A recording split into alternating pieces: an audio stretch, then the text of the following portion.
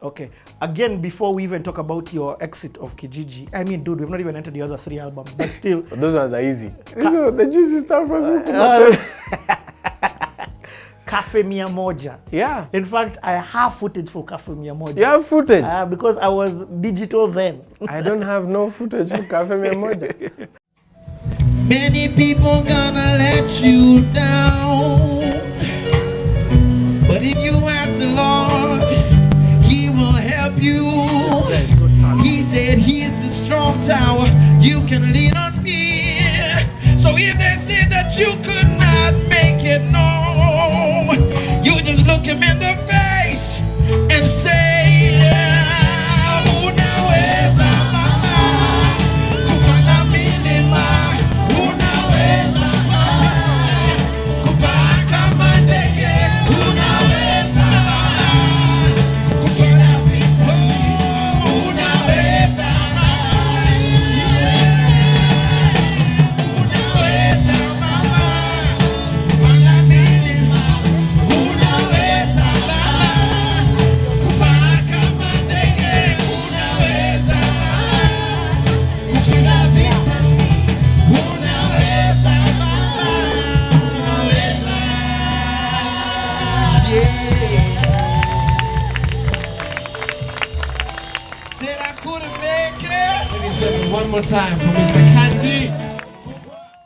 This Cafe Mia Moja was me trying to build a band and create a live culture.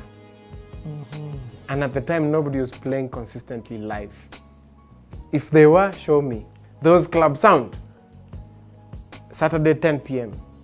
And then there was Cafe Mia Moja, once a month, Saturday afternoon at August 7th Memorial Park. Yep. And we did very many gigs there. I learned to perform there. There's a nice story with the guys of live gigs. They had given me a deal with the sound. They had given me, the sound and gave me a deal. And we did this Cafe Mia Moja. I think this was the second Cafe Mia Moja and it became a real hit gig. And you just wanted 100 guys at a gig. That's what it was called. The goal was to sell 100 tickets. But each ticket admitted 2. So you could only get 200 people. But we never really managed to do it because people would always overbuy and we couldn't stop them. Like we tried, but we couldn't. So this one time the gig is coming, we're there, we're playing. It's the second time we play this show. And everybody's really excited about the gig. The gig is going so well. And then it rains. Man, that happens as usual. It rained. It rained so hard. Wow. I drowned all of Live Gigs equipment. All of it was drowned. What? Like it was all soaked. Everybody was rained out. I felt so guilty. I told guys, just come back, we'll do the gig again tomorrow. And you don't have to pay. Do you know people came back the next day? What? I remember. I remember, yeah. Guys came back to the gig the next day. What? It was an unbelievable thing. By that time now we were sure this live thing. What was funny was at the time we were trying to grow the live music culture in Kenya. We're being booked for gigs because I'm hot and ready. I'm being booked for gigs. Yes. I got the gigs. They asked me specifically not to bring a band. Promoters were telling me, don't come with a band. We don't want a band. There's one gig I went, we're going to play at Boulevard Hotel, where when we arrived with all the gear, the watchman told us, Kanisa ni Sundays. Mnaenda happy na hizi vitu. Kanisa itakuanga hapa on Sunday. Leo ni Friday. Rudini na hizo vitu. I don't no. I'm coming to play in that dinner. I was like, no. What? There's no charge here. We had to beg people to allow us to play live. Beg. Literally beg. Like I remember so many gigs I went. Around 06, I also started working with Eric on his musical. Luanda. Luanda, a ghetto story. So I go and audition. So first I meet Helen Tali, finally. After all those years, I meet her finally. And we're working on this musical with Eric, and it's staged at the Goda. And then of course people are going to America with Mavuno Worship Project. I opted not to because of school. So I had to stay in school. So, and the schedule was clashing. So I come back, so I'm now doing theater, the musical theater, and doing that circuit. And with Eric, and we were performing, Eric's a madman. There's a gig he had where we were going to take, it was a traveling theater. We were performing a musical with the live band in different towns of Kenya. What? And I performed in Kikuyu town. Have you gone to Kikuyu town? On the fucking road. On the road. Eric set up the band on the tarmac. With PA. We performed a musical on the tarmac. Tarmac. Like matatu inapita wing. The guy was going to do a thing, he has to wait because the mat has to pass. What? Yeah, I'm supposed to die. I was playing the part of Lord. I was supposed to die in front of all these people. Now there's no backstage. So you die over here, guys carry you, you go over here behind you, stand up, people laugh. Hey, the hustle. But we are doing this thing. We have performed that thing on the tarmac in Key Beach inside. Yeah. Performed that thing in Kibera, number 9, behind Olympic Primary. Yeah. Hapo Katokera, we performed it in a clearing hapo. In the tarmac. Like, I thought Eric was mad. Like, what's wrong with you, Bana? But he had a vision at the time, which was, he was trying to take musical theater to mashinani. Exactly. And he found people that were like-minded and he was willing to do it. So we went. Tulicheza hizo show kwa soko. Kwa soko. And of course I had some experience because one day Kanji booked me to a gig to go play in a market in Nyahururu. I went to, the guy told me, I have a gig. I went to Nyahururu, I arrived. Me, my band in one van, equipment in another van. I arrived there, they had set up those podiums at Crusade. I had to stand on that podium. Yeah, Crusade. And give it. And perform. In the market, Nyahururu market. And I'm also singing some songs in Dolo. These poor guys, I've never had a guy do that. Yeah. In Nyahururu, they're like, hey, which language is this guy talking? But we performed there. Till this day, I always say that's the hardest gig of my life. I had to perform in a marketplace on top of a podium, a Crusade.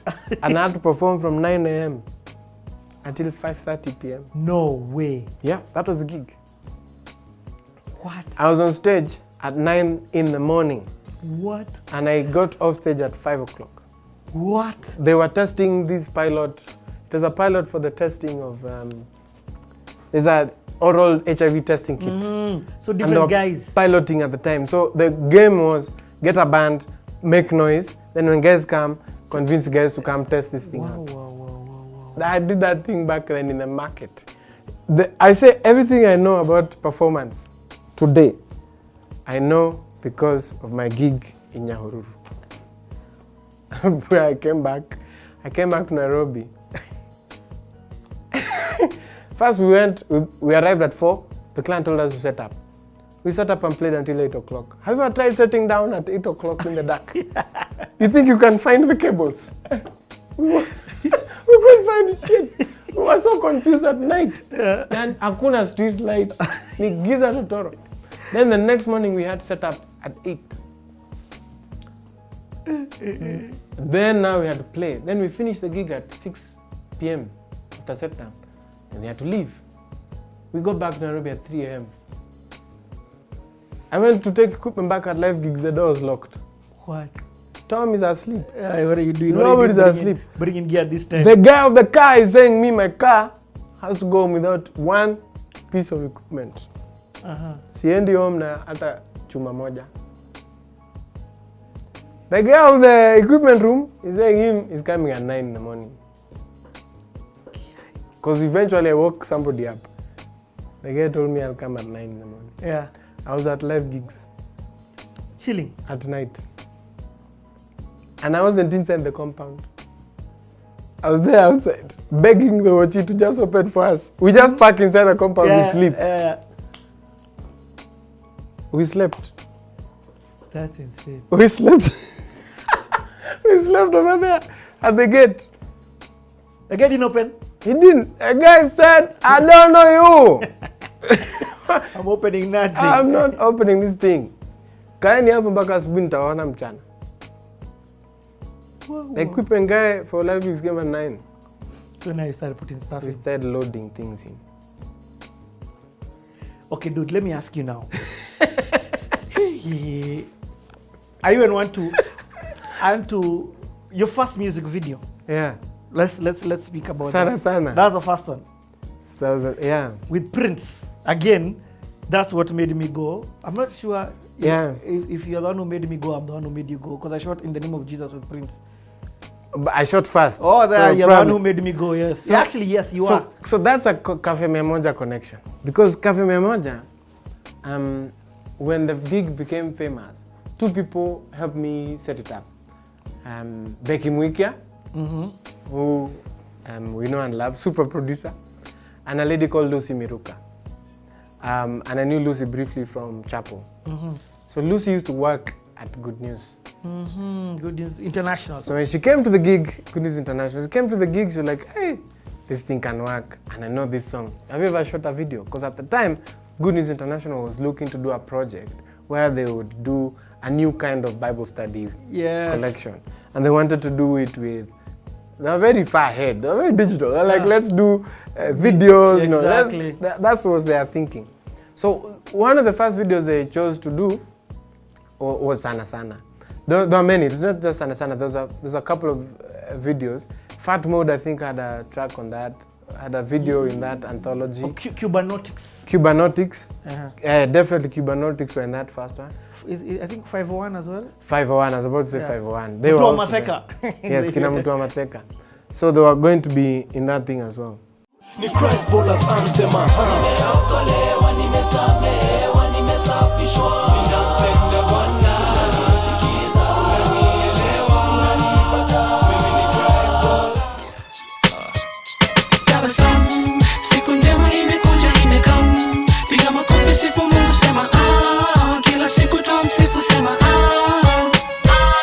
Tabasamu. I don't wanna fall anymore unless I'm falling in love with you. I don't wanna fall anymore unless I'm falling in love with you. In love with you. If I only believe, if I ask in Jesus' name, I will always receive. In the name of Jesus, a blind man see the highway through his destiny. In the name of Jesus, we truly free. We don't even have to struggle. In the name of Jesus, I hope he's born. And the funny thing, so I got this call of Good News, so I got Good News, and then we talk, and they're like, let's shoot video, and we start to work on this video, and then we wrote this very complicated script, and that made Prince very happy because he wanted to shoot all these scenes, and but we had so much fun filming that video, and when that video was released, the song came back alive. Yes, because it was released after. Because the song, the video came like almost a year after the audio had come out. The song came back alive. Dalili ya mvua ni mawingu, huenda nakuja kwa misimu, hivyo moshi ishara ya moto, kataa hitimu kabaki mtoto. Sana sana, ndivyo mambo huwa, ndivyo huonekana. Sana sana, ndivyo mambo huwa, ndivyo hujulikana. Yalo ndani huwezi kuficha, ukweli utajitokeza, una dalili zinapoonekana. Kuepukana na maafa, kwa katari kwa masika, kwa tayari kwa kiangazi. Lesemalo lipona kama halipo liko njiani linakuja, lipo njiani linakuja, ya giza ni mwisho huonekana, hata ya mbinguni mwisho hutokea. Dalili ya mvua ni mawingu, huenda nakuja kwa misimu, hivyo moshi ishara ya moto, kataa hitimu kabaki mtoto. Sana sana,